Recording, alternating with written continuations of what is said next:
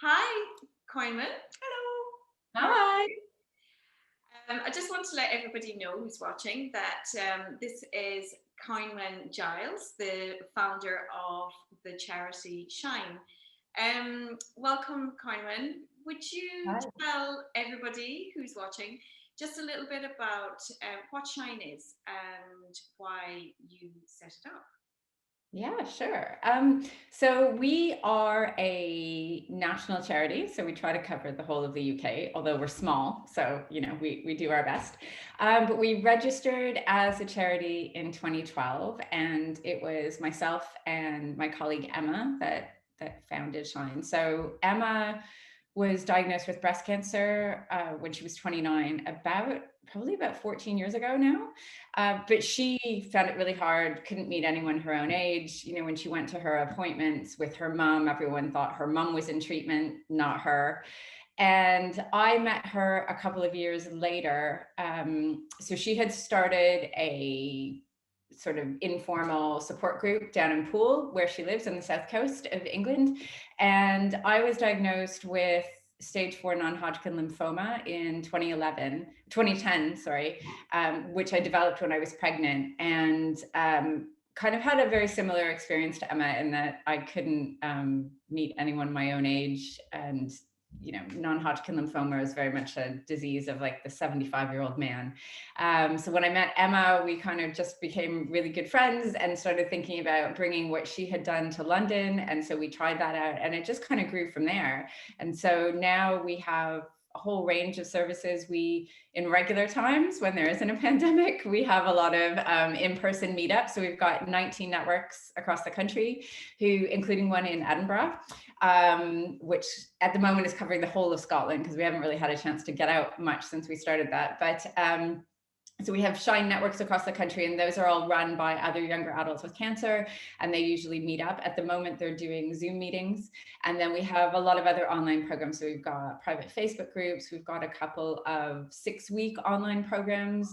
We do a conference. In regular times, we do a retreat. So we have a lot of different kind of activities that people can be involved in. And you touched on that slightly, but it'd be great if you could let everyone know how they can access Shine and all the amazing resources that you have in the online world at the moment.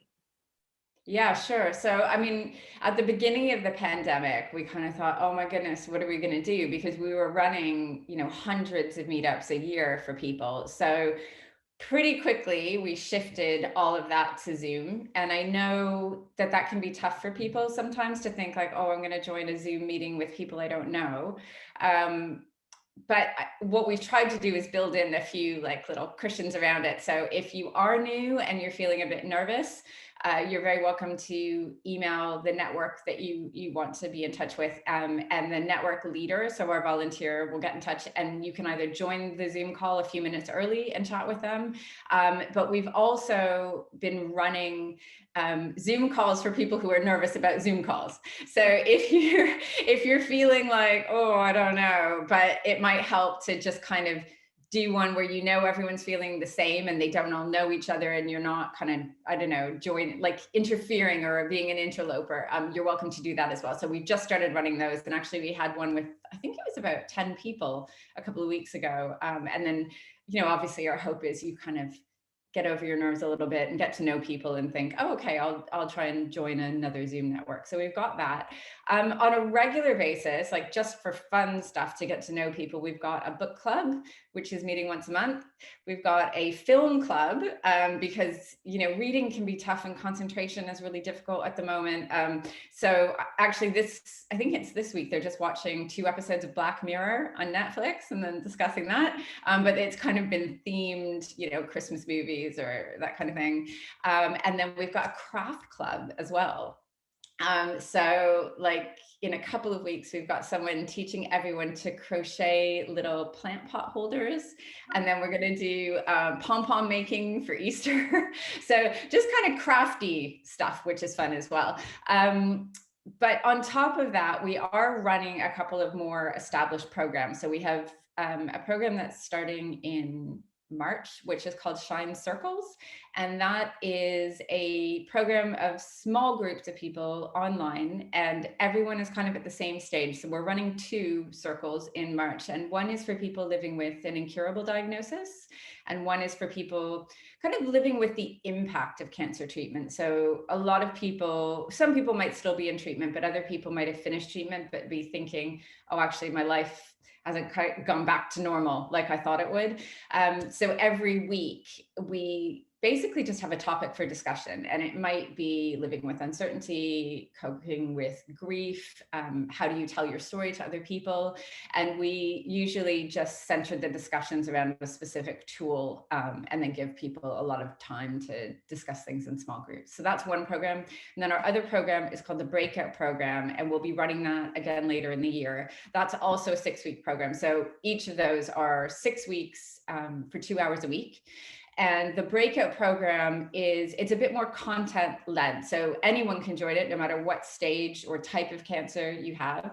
And again, every week we usually have a kind of a topic for discussion, and then a tool that we give people. So it might be that, for example, last week we were looking at relationships and maybe how relationships change as a result of a diagnosis. And then we looked at some tools for kind of just understanding why those relationships might change. And also if you are, if you want to have a conversation with someone and you don't quite know how to start it, we had some kind of conversation framing tools, that kind of thing. So both of those programs are free and they're online, and they run at various times during the year. So anyone who's interested is welcome to look at them on the website, and you can sign up for more information or apply when the applications are open. It's just fantastic to know that actually, you can enter into these circles and get support, and actually see people that are going through, the same journey as you. Definitely. And I think, we've been really pleasantly surprised, I guess, by how they work. And I think because they are small groups, so it's not like 50 people, it tends to be kind of 6 to 8 people. Right. And we do a lot of discussions in small groups. So people do actually get to know each other, because you're seeing the same people every week at the same time. And our hope, obviously, is that at some point later this year, maybe we'll be able to get them together, at least outdoors, so they can at least see each other. Because I was saying to people last week, no one has any idea how tall anyone is anymore. So we are hoping, obviously, once it's kind of safe to do so, and we know, the vaccinations have gone ahead and that kind of thing, that we can get people together again. And we'll pop everything on the website, so anyone watching can get all of your resources, links to everything you've talked about on our website. Thanks so much. Take care. See you. Bye.